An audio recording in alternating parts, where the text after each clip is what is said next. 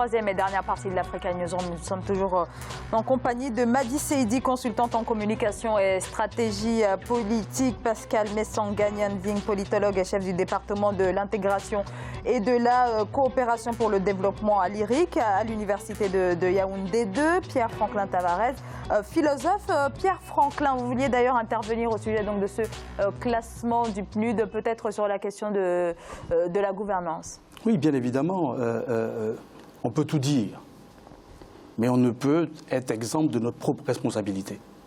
Dans l'histoire, n'agissent que les gens responsables. La volonté, c'est l'exercice qui lève toutes les contraintes. Cuba s'est développé, et au stade où avec 50 ans d'embargo organisé par les États-Unis.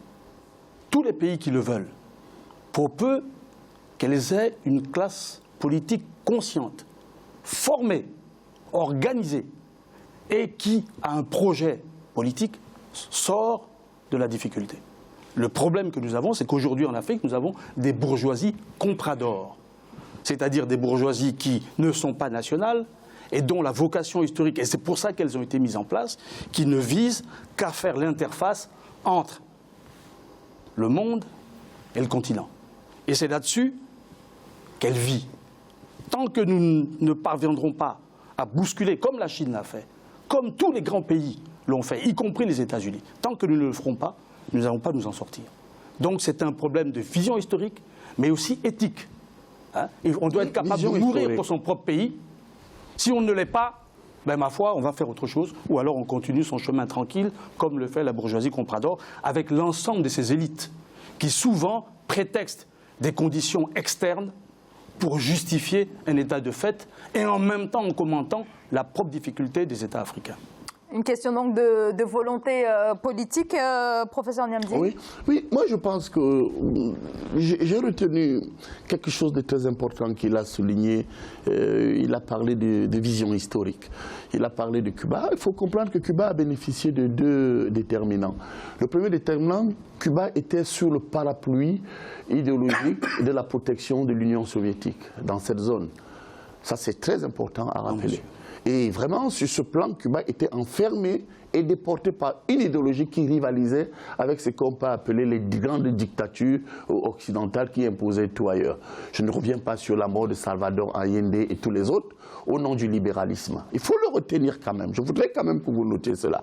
Et puis il y a un deuxième élément. Cuba a bénéficié aussi de ce qu'on a appelé un cadre référentiel de non-ingérence. Vous savez que lorsque vous faites les études sur les Amériques, il y avait Simon Bolivar. Et puis à côté, il y avait la doctrine de Monroe, à travers l'organisation des États des Amériques qui voulait que l'Amérique soit aux Américains. Cette protection a également joué, même si Cuba est idéologiquement resté fort. Mais par contre, je termine sur ce point. Regardez le cas de la Chine, restons-en en Chine. Prenez tous les pays asiatiques. Qu'est-ce que vous allez constater aujourd'hui? Les pays d'Asie sont pratiquement tous ce qu'on a appelé pays émergents. Le Japon, la Corée, la Chine et tout ce que vous connaissez comme nouveaux pays dits industrialisés. Vous savez pourquoi? Lorsque vous allez visiter ces pays idéologiquement, ils ont le taoïsme, ils ont le bouddhisme, ils ont le shintoïsme. L'Afrique a quoi? L'islam, la chrétienté. Mais laissez-moi parler. Oh, ben c'est pas possible. Je voudrais vous démontrer que lorsque culturellement vous êtes dépossédé, anthropologiquement, et vous n'avez plus certains repères, moi je suis diopiste aussi, hein. Vous savez, vous n'allez pas nous empêcher, à un moment donné, nous, Africains, de faire des diagnostics de sortie de crise. Je ne vous empêche. Vous voyez comment vous faites? Oh, vous allez voir que même le capitalisme, ce n'est que très récemment que la Chine vient rejoindre effectivement l'OMC parce qu'elle est devenue une puissance. Donc, il faut reconnaître que si je n'épargne pas votre point de vue, qui consiste à démontrer que les questions de gouvernance effectivement sont réelles avec une certaine élite comprador. Comprare veut dire acheter, hein? Donc il faut bien le comprendre, avec une élite qui s'est embourgeoisée et assimilée.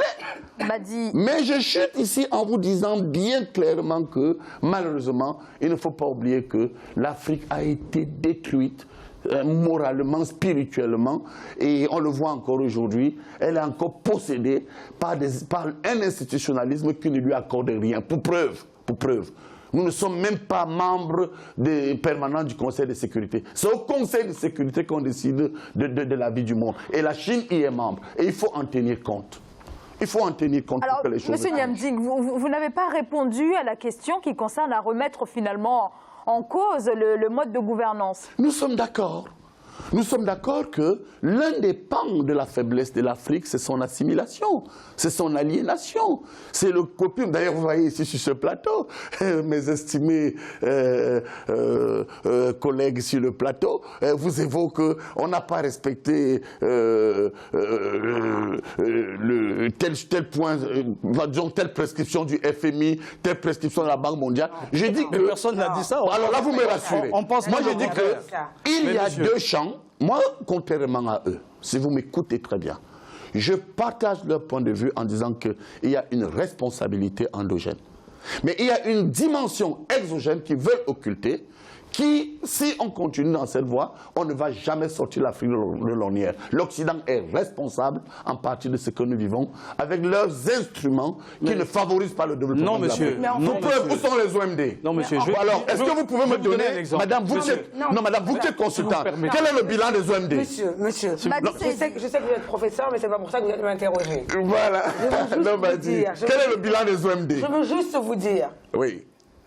Qu'est-ce qui empêche les Africains aujourd'hui de construire eux-mêmes leurs instruments? Qu'est-ce qui leur empêche de créer, laissez-moi terminer, monsieur, de construire leurs organisations, de s'organiser avec leurs propres organismes qu'ils auront créés, qui prendraient en compte nos réalités sociales, culturelles? Qu'est-ce qui nous empêche de le faire? La colonisation nous empêche de le faire. Le capitalisme l'appelle. On a tué Kadhafi, vous n'en parlez même pas. Attendez, je ne suis pas d'accord. Mais pourquoi est-ce que le destin des Africains serait scellé à celui de Kadhafi? Mais parce que Kadhafi avait un plan. Mais moi, je ne suis pas d'accord. Mais moi, je ne suis pas d'accord. Je veux juste vous dire que je ne suis pas d'accord. Moi, en tant que sénégalaise, puisque je suis d'origine sénégalaise, mon destin n'est pas lié à celui de Kadhafi. Pourquoi est-ce que les autorités... Le destin de l'Afrique était lié. Je ne suis pas d'accord. Pourquoi est-ce que moi, mes autorités sénégalaises, celles que nous avons... Les Sénégalais allaient trouver du travail en Libye comme les Camerounais, comme les Algériens, comme les Burkinabés et autres. Oui, mais professeur, son assassinat nous coûte cher. Comment vous pouvez le dire? Ce que je voudrais vous dire, c'est si nos autorités, si nos gouvernants avaient fait le choix d'une vision économique, politique et sociale pour le Sénégal, peut-être que mes compatriotes, laissez-moi terminer, peut-être que mes compatriotes sénégalais n'iraient pas en Afrique ou ailleurs dans le monde. Avant Kadhafi, professeur, l'Afrique était dans le même état, j'ai envie de dire. Non, ce que je veux vous dire, madame, il y a eu, dans sa dimension historique, le problème de l'unité de l'Afrique, avec Kwame Nkrumah, qui estimait effectivement que l'Afrique devait s'unir. N'oubliez pas une chose, et là la question est pertinente. Il y avait deux grands courants en Afrique. Il y avait les maximalistes, ce qu'on appelait effectivement le groupe de Casablanca, et il y avait les minimalistes, ce qu'on appelait le groupe de Morovia. Il est clair que lorsqu'on a créé l'Organisation de l'Unité africaine, ce n'était pas pour faire plaisir aux Africains, c'était pour être un instrument vu par l'Organisation des Nations Unies, qui, après la Seconde Guerre mondiale, n'a rien fait pour accompagner le continent africain. Je n'exclus pas les dictatures, qu'il faut condamner. Parce qu'effectivement, sur ce point, les Africains eux-mêmes n'ont pas su conduire leur peuple vers le bonheur. Mais ce qu'il faut dire, lorsqu'on parle d'indice de développement, vous avez vu comment madame était gênée, elle est d'ailleurs très brillante, je vous l'avoue, mais quelque part coincée, parce qu'elle ne peut même pas nous donner tout ce qu'on appelle l'agenda international. Cet agenda, c'est quoi? C'était récemment les OMD. Quel est le bilan des OMD? On ne nous dit pas. Aujourd'hui, on nous dit, mais écoutez, on a eu les OMD, il faut passer maintenant aux ODD, les objectifs du millénaire pour le développement. Alors, vous allez le voir. Alors, je crois que tous ceux qui sont autour de ce plateau sont d'accord pour dire qu'effectivement, il y a des contraintes. Ceci dit, il y a certains pays africains qui ont surmonté ces contraintes. Qui a même surmonté ces contraintes en Afrique? Aucun. Ça dit, ce sont les indices de pauvreté. On voit plutôt celui qui est beaucoup plus épanoui dans la pauvreté et celui qui est moins épanoui. C'est une question de sociologie politique. C'est une question de lecture. Vous comprenez? Mais quelle lecture? Citez-moi un seul pays africain qui s'en sort. Citez-moi un seul pays africain qui produit ce qu'il consomme abondamment. Nous sommes toujours dans ce qu'on appelle, je regrette, avec des balances commerciales déséquilibrées, déficitaires. où on importe tout ce qu'on va. Prenez le cas du Sénégal. Le Sénégal est l'exemple parfait de l'extériorisation de l'Afrique pour survivre et avoir une modernité. Il faut lutter contre ça. Et vous oubliez que c'est vous qui nous avez légué Cheikh Anta Diop, qui est un grand visionnaire qui continue à nous influencer. Non, vous semblez l'oublier. Non, je ne l'oublie pas. Sinon, vous n'auriez pas banalisé la culture. Pour nous, Cheikh Anta Diop est un dieu. Que vous-même Sénégalais, pour certains, vous ne mesurez pas qui il est. Il aura beau tellement vous l'avez maltraité. Il aura beau être un dieu idéologique, tant que les Africains ne dépasseront pas là. On ne peut pas développer une société sans idéologie. L'idéologie, c'est le développement. Il y a eu le communisme, c'était le développement. Il y a le capitalisme, c'est le développement. Et je crois que Cheikh Anta Diop nous lègue un héritage qui nous permet de comprendre que c'est à travers la culture, en prenant pour exemple l'Égypte pharaonique, qu'on peut reprojeter l'Afrique. Nous, on a appelé ça la théorie du modélisme de Cheikh Anta Diop. Il faut vous approprier aussi de cela. Non, mais ce n'est pas la question, monsieur. C'est la question. C'est la question de la pauvreté. Je ne suis pas d'accord. D'accord. Alors, Pierre Franklin-Tavares, vous voulez intervenir? Oui, moi je dirais tout simplement que, et pour recentrer le débat, que nous parlons d'abord des IDH, et cela nous oblige à un constat. C'est du constat que nous débattons. Après, on évoque les causes. Moi, j'aimerais simplement rappeler à monsieur le professeur que vous avez une vision francophone de l'Afrique. Non. Non. J'ai une vision diopiste de l'Afrique. Je suis vivant quand même, je suis sur le plateau. Ne me prêtez-moi de l'argent, mais ne me prêtez pas les idées. Attendez, laissez-moi terminer. Parce que précisément, nous avons 3 grands blocs culturels, si je puis dire, ou linguistiques en Afrique. Vous remarquerez que, par exemple, pour les pays lusophones, quand la question de la souveraineté s'est posée, pour toute une série de raisons qui seraient trop longues à expliquer ici, nous avons pris les armes. Et jamais vous verrez le président portugais prendre son téléphone et donner une directive au président du Cap-Vert ou de l'Angola. Ça, c'est le premier point. En territoire anglophone, c'est différent. Le mal dont vous parlez, c'est un mal essentiellement francophone.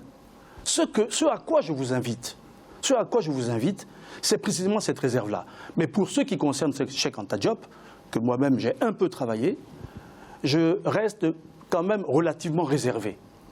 Je ne vois pas en l'Égypte antique un modèle de développement. J'ai rappelé tout à l'heure que nous devons être capables, pour nous élever aux standards qui nous rendent puissants, de renoncer à une part de nous-mêmes, comme la Chine l'a fait. J'ai écrit à la mort de Castro une analyse réelle de Cuba lorsqu'elle était sous Batista.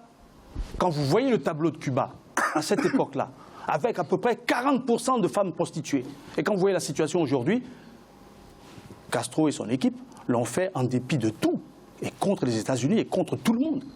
C'est cette énergie-là, c'est cette volonté que je réclame. Si ça doit passer par Cheikh Anta Diop, alors faites-le. Mais je constate qu'aujourd'hui, tous ceux qui, en tous les cas dans les pays lusophones, s'en sont plus ou moins sortis, ne sont pas passés par ce chemin-là. Le retour à l'histoire, c'est le retour à l'État.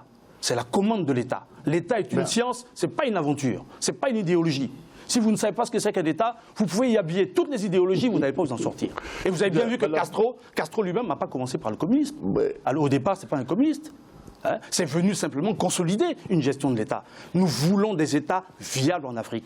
Vous ne pouvez pas, aujourd'hui, par exemple pour ce qui concerne le Mali, avoir une armée impotente. Ce n'est pas les moyens qui manquent. Hein? Alors, madame, ce n'est pas plus simple. Vous voyez que j'ai le sourire parce qu'il dit des choses pertinentes et en même temps, il y a des contradictions. Quand il prend l'exemple de Castro, il dit qu'on ne peut pas construire un État par idéologie. Je suis scandalisé.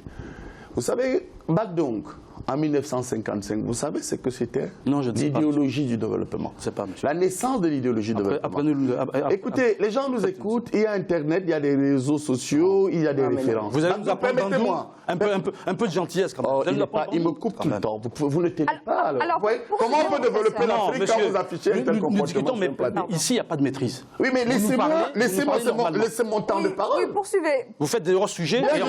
C'est vous qui faites des hors-sujets. Écoutez, les téléspectateurs ne suivent. Bien évidemment. Je continue à vous dire qu'on ne peut pas développer un État sans idéologie. Bagdong, c'est l'idéologie du développement. Mais qu'est-ce que vous avez dit? Et attendez, on a parlé du PNUD tout à l'heure, et c'est là où nous sommes, hein, ça ne l'oubliez pas. Je voudrais vous rappeler que Bagdong consacre en 1955 la naissance de l'idéologie du développement.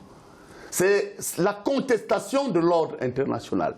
On a appelé ça les OEI. Le nouvel ordre économique international était de dire que, bien, nous, États africains, nous n'avons pas été là lorsque vous avez mis en place le FMI, on n'était pas indépendants. Nous n'étions pas là quand vous avez mis en place l'ONU. Nous n'étions même pas là quand vous avez mis en place le GATT, International General Agreement on Tariffs on Trade. Alors nous voulons que le monde soit restructuré à l'effet de nous rendre compétitifs. Il y a même eu des modifications parce que l'Assemblée générale des Nations Unies, qui était un instrument qui pouvait propulser les États, quand on est à Bagdad, le groupe des 77, je dois vous le rappeler quand même, c'était un instrument de décision. On a remplacé cette Assemblée générale, voyant que nous sommes devenus majoritaires, par les 5 membres permanents du Conseil de sécurité. Et derrière, Bagdad a dit l'idéologie de développement, c'est interpeller l'ordre mondial, qui ne peut pas accompagner l'Afrique parce qu'on a subi un certain nombre de phrases. Alors vous venez nous dire, et je suis là-dessus, qu'avec cet indice, c'est essentiellement la responsabilité des Africains. Je vous dis non, monsieur. Non, monsieur, allez revisiter l'histoire du développement. Vous allez comprendre, et je conclue là-dessus à votre permission. Oui, les 3 étapes de développement qui n'ont épargné aucun continent. 1. Il y a eu la première étape, la révolution artisanale. Hein, on l'a vu ici en Europe, elle a bien produit. Ensuite, il y a eu ce qu'on appelle la révolution agricole. C'est-à-dire qu'on transforme les produits, dont l'industrialisation. Aminata Traoré et bien d'autres altermondialistes en parlent encore. Et puis, il y a eu la révolution industrielle, qui est la conséquence des premières révolutions. Comment voulez-vous que, lorsque l'Afrique ne transforme pas son coton, lorsque l'Afrique ne transforme pas ses matières premières, comment voulez-vous que l'Afrique puisse se développer? C'est ce que vous refusez de comprendre. Mais non, mais je dis qu'il y a ce qu'on appelle la contrainte internationale et à l'origine des problèmes de l'Afrique, on ne peut pas le dénier. Madi Seydi, un dernier mot, et puis ensuite quelques secondes pour Pierre-Franklin Tavares, peut-être. Alors en fait, ce que je voudrais dire, c'est que les contraintes internationales, les contraintes historiques, nous les connaissons tous. Tout à fait. Nous les connaissons, elles existent, nous ne sommes pas dupes.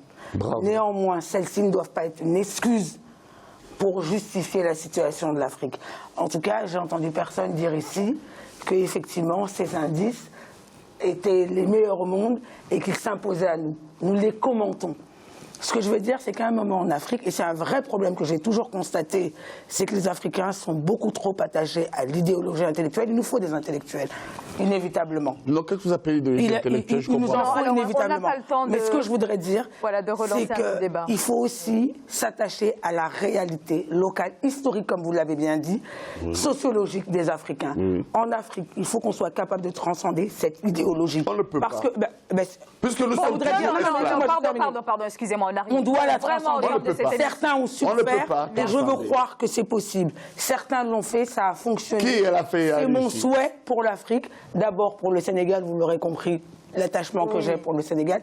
Je pense que c'est possible et il faut les transcender. Mais les Africains ne pourront pas toujours se cacher derrière la colonisation, derrière l'esclavage pour dire qu'on ne peut pas avancer. C'est pas vrai. L'histoire est là. Nous la connaissons. Ni derrière le FMI, ni derrière la Banque mondiale. Voilà. Et quand on vous dit initiative PPTE, comme ce fut le cas au Sénégal, vous trouvez que c'est bien. Et lorsqu'on vous dit pays pauvre très endetté, c'est bien. On est passé de NPI à un nouveau pays industrialisé. Et on est passé à pays développé. On va avoir tous les noms. Vous allez nous dire qu'on doit changer de fraîcheur. Moi, ça me pose problème. Alors, on va raccrocher. Moi, je dirais tout simplement, il y a une technique très simple que nous connaissons, et qui consiste à donner la gale aux autres pour avoir le plaisir de les gratter. Ici, soyons clairs, nous avons, je crois, un discours volontariste. La volonté, c'est précisément la négation des contraintes. Voilà. Ce n'est pas plus compliqué que ça. Et par contre, il y a ceux qui critiquent, mais qui donnent un poids tellement fort aux contraintes qu'ils finissent par renier leurs principes de départ. Voilà. C'est ça, en fait, la contradiction. Nous sommes, moi je pense en tous les cas, et toute ma vie a été sous cet angle-là, la réalité est transformable. Il suffit simplement que nous l'étudions, que nous soyons sérieux, et ensuite on les fait sauter, comme cela est arrivé partout dans les grands pays. Merci beaucoup à tous les trois. Oui, moi je voudrais dire une seconde, madame, pour dire seulement que, pour moi, non, en une seconde, moi je suis d'accord avec leur point de vue, mais moi je continue à dire que il faut une plus grande solidarité internationale pour que l'Afrique s'en sorte. Moi, je ne crois pas. Je pense le contraire. Merci beaucoup à tous les trois pour ce débat. Professeur Pascal Messanga-Niamding, je rappelle que vous êtes politologue et chef du département de l'intégration et de la coopération pour le développement à l'IRIC à l'université Yaoundé 2. Madi Seydi, je rappelle que vous êtes consultante en communication et stratégie politique. Pierre, pardonnez-moi, Franklin Tavares, vous êtes philosophe. Merci beaucoup à tous les trois d'avoir participé à ce débat. Merci à vous, bien sûr, de nous avoir suivis. Merci de votre fidélité. Je vous retrouve demain. Bonsoir.